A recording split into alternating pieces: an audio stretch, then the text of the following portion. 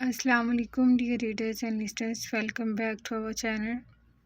کیا حال احوال ہے؟ امید ہے خیریت سے ہوں گے اور ایمان کی بہترین حالتوں میں ہوں گے۔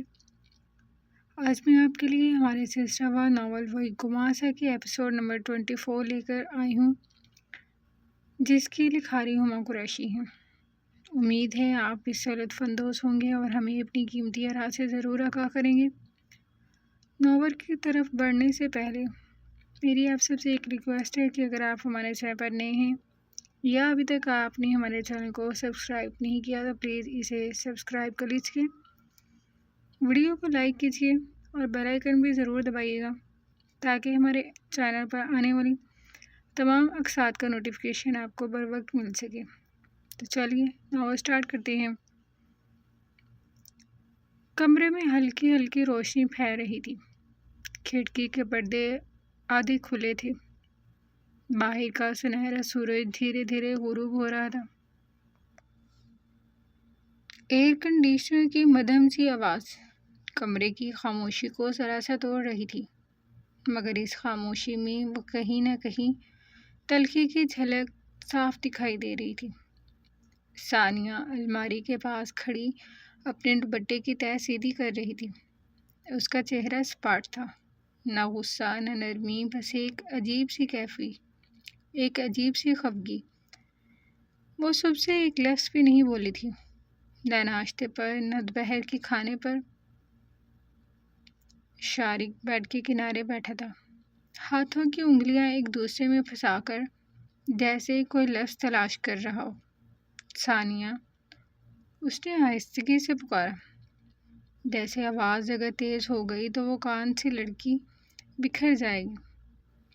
ثانیہ نے پلٹ کر نہیں دیکھا، وہ اب ڈریسنگ ٹیبل کے سامنے کھڑی تھی، لیکن چہرے پر کوئی میک اپ نہیں تھا، صرف اداسی تھی، بہت گہری اور خاموش۔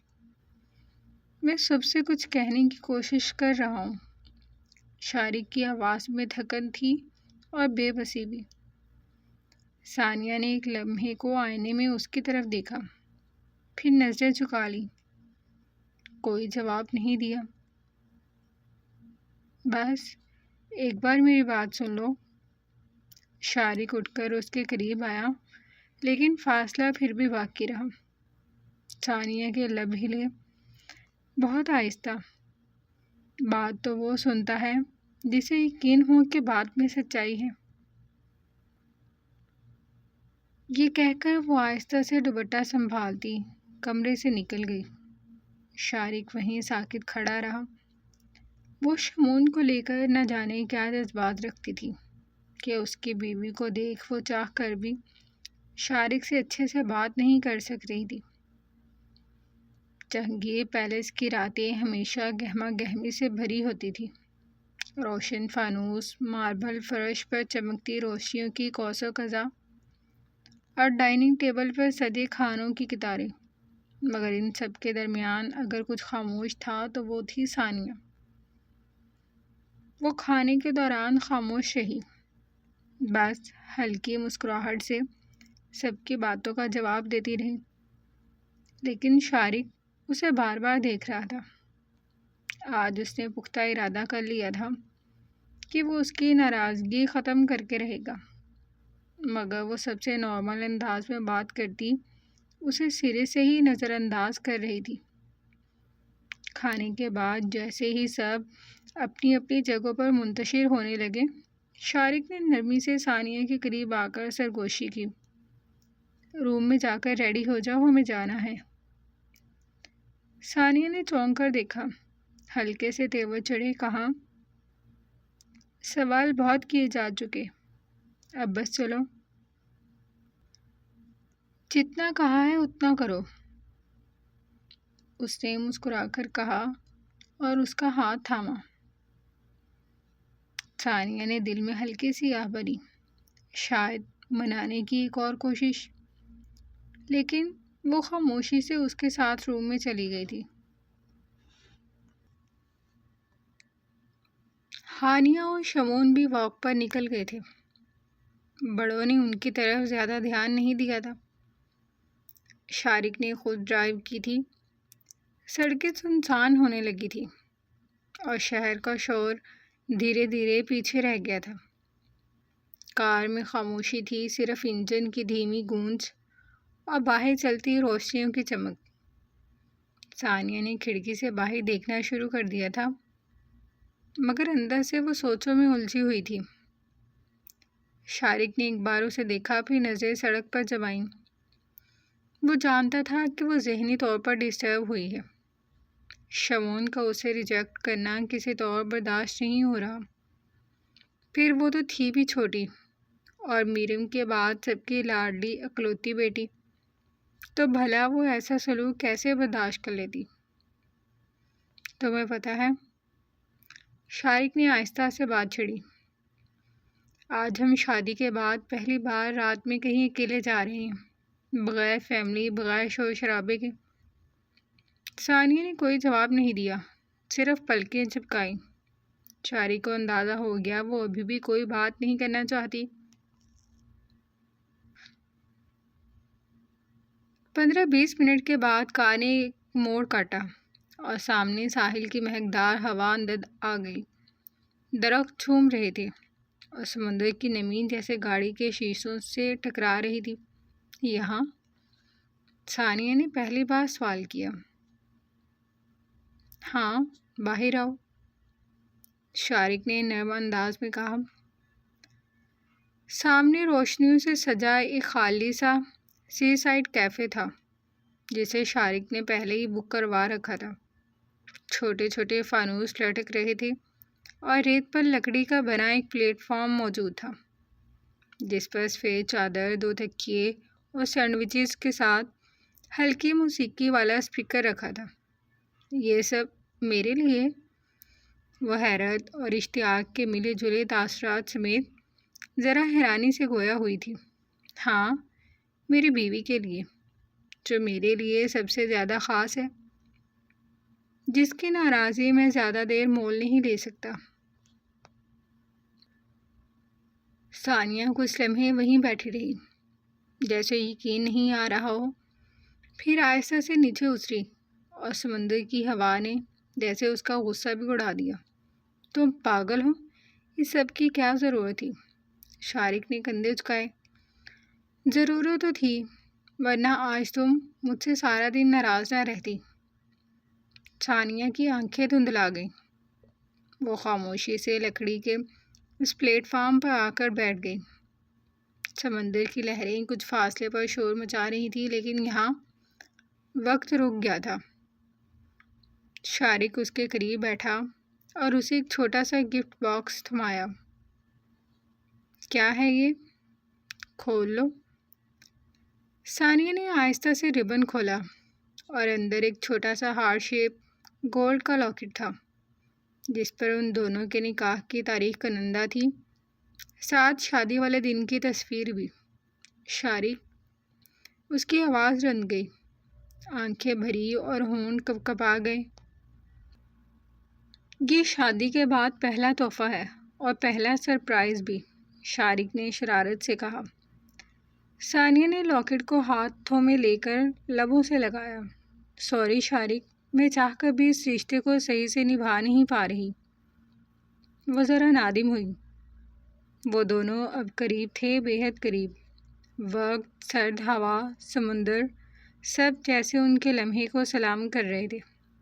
ثانیہ نے پہلی بار مسکرا کر شارق کی طرف دیکھا۔ تم نے مجھے خوش کر دیا، بس اتنا ہی چاہیے تھا مجھے۔ رات دیر تک وہ دونوں ریت پر بیٹھے رہے، باتیں ہوئیں، خاموشیاں ٹوٹیں، اور محبت کا پہلا نرم گہرا لمحہ وجود میں آیا، جو یادوں کی کتاب میں سنہری حرفوں سے لکھا گیا تھا۔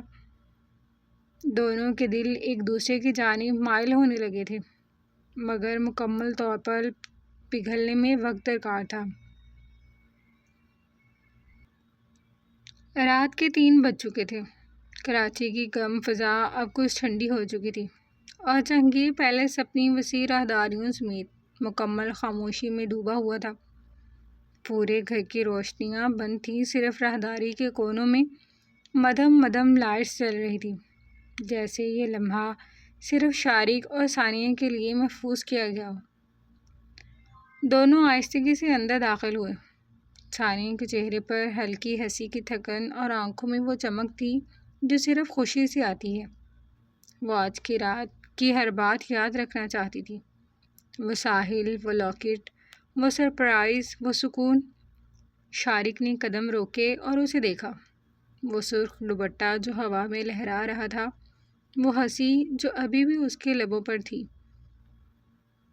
1 منٹ، اس نے آہستہ سے کہا اور اگلے ہی لمحے جھک کر ثانیہ کو باہوں میں بھر لیا۔ شارق! ثانیہ نے ہلکی سی چیخ دبائی اور شرماتے ہوئے اپنا چہرہ اس کے کندھے میں چھپا لیا۔ پاگل ہو گئے ہو؟ کوئی دیکھ لے گا۔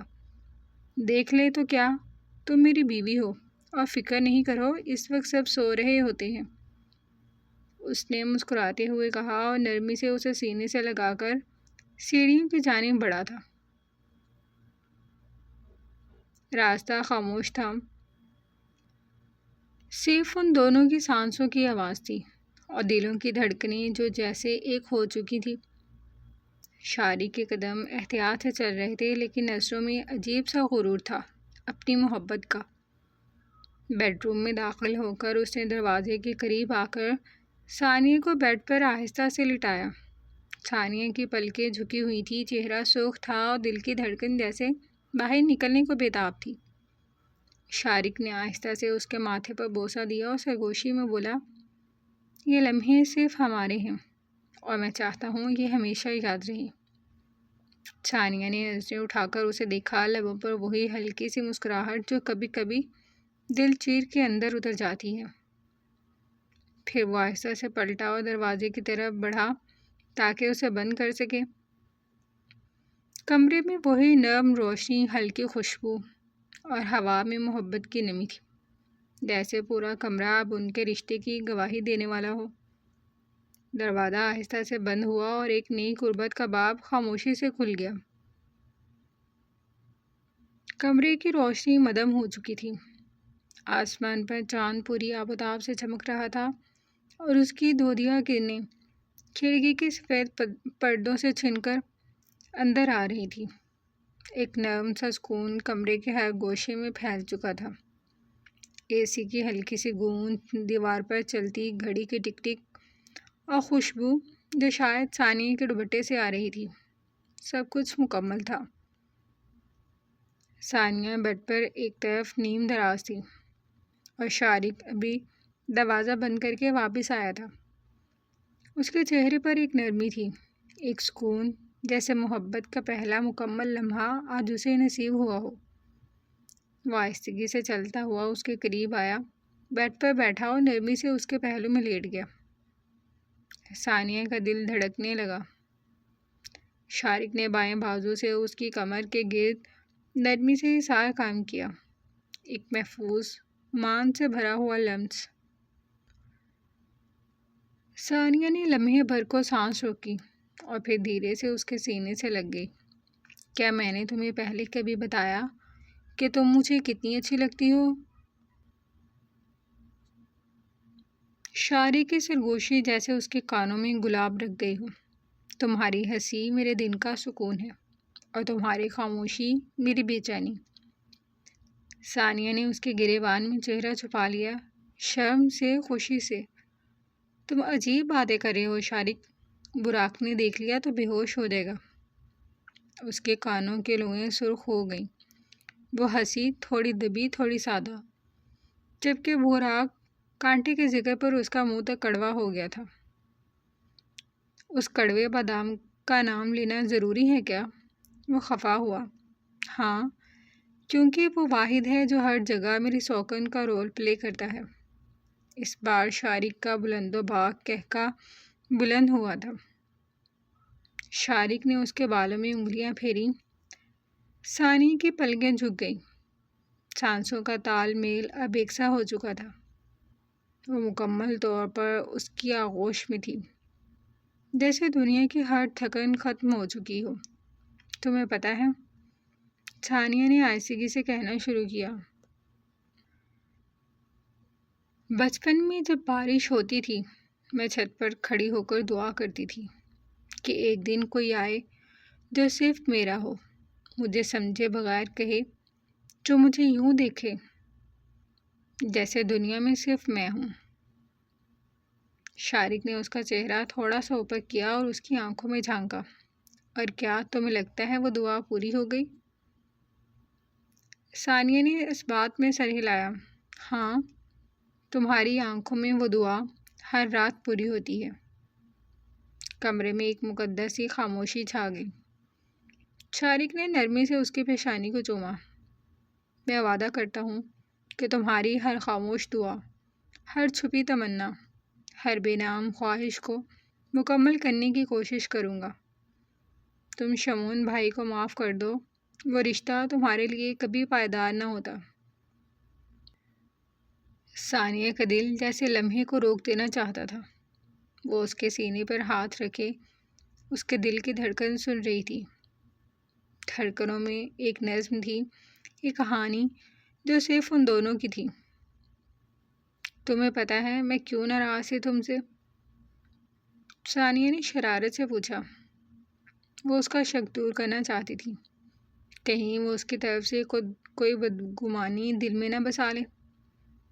پتہ ہے، لیکن تم بتاؤ دل ہلکا ہوگا۔ تم نے 2 دن سے مجھے صبح گڈ مارننگ نہیں کہا تھا۔ بس ایک چھوٹی سی بات، لیکن دل اداس ہو گیا تھا۔ شارق ہنسا، پھر سنجیدہ ہو گیا۔ یہ چھوٹی باتیں ہی تو بڑی بن جاتی ہیں۔ جب دل کی زمین نرم ہو، آئندہ نہیں بھولوں گا، بلکہ ہر صبح آنکھ تم سے پہلے کھولوں گا، صرف یہ کہنے کے لیے کہ میری دنیا کی سب سے حسین صبح تم ہو۔ ثانیہ نے ہنستے ہوئے اسے مکہ مارا۔ تم نا بہت فلم ہو رہے ہو اب، اور تم ان رومانٹک، اسے جواباً کہا، اور پھر اس کا ہاتھ تھام کر لبوں سے لگا لیا۔ رات گزر رہی تھی، دونوں ایک دوسرے کے وجود میں سمٹتے جا رہے تھے۔ محبت لفظوں کی محتاج نہیں تھی، بس آنسوں، لمس اور خاموش نظروں میں سب کچھ کہہ دیا گیا تھا۔ کیا ہم ایسے ہی رہیں گے ہمیشہ؟ ثانیہ نے بہت دھیمی آواز میں پوچھا۔ ہمیشہ۔ تمہاری ہنسی میری زندگی کی ضمانت ہے۔ اگر یہ ہنسی قائم رہی تو ہم بھی رہیں گے۔ اس نے آہستہ سے اپنے بازو کے دائرے کو اور مضبوط کیا، جیسے اسے کبھی جدا نہ ہونے دینا چاہتا ہو۔ ثانیہ مکمل اس کے ساتھ تھی، دل سے، وجود سے، احساس سے۔ کبھی کبھی لگتا ہے یہ سب خواب ہے۔ اگر ہے بھی تو میں چاہتا ہوں یہ خواب کبھی ختم نہ ہو، شارق نے کہا۔ اور اگر حقیقت ہے تو اس حقیقت کی ہر شام، ہر رات میں تمہارے ساتھ گزارنا چاہتا ہوں۔ چاندنی اب کمرے میں اور گہری ہو چکی تھی۔ ان کے وجود ایک ساتھ ایک آغوش میں سمٹے ہوئے تھے۔ ان کی باتیں، سرگوشیاں، ہنسی، سب کمرے کی دیواروں میں قید ہو گئی تھی، اور وقت جیسے رک گیا تھا، صرف ان دونوں کے لیے۔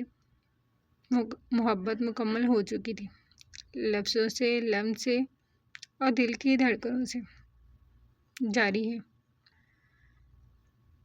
آگے بہت ایکشن آنے والا ہے، تو میں نے سوچا ذرا ایک چھوٹی موٹی سی رومانٹک ایپیسوڈ ہو جائے سب کی، تاکہ آپ لوگ بھی ذرا فارم میں آ جائیں۔ ہاں جی، تو کیسی لگی آج کی قسط؟ امید ہے آپ اسے لطف اندوز ہوئے ہوں گے۔ ملتے ہیں نئی قسط کے ساتھ۔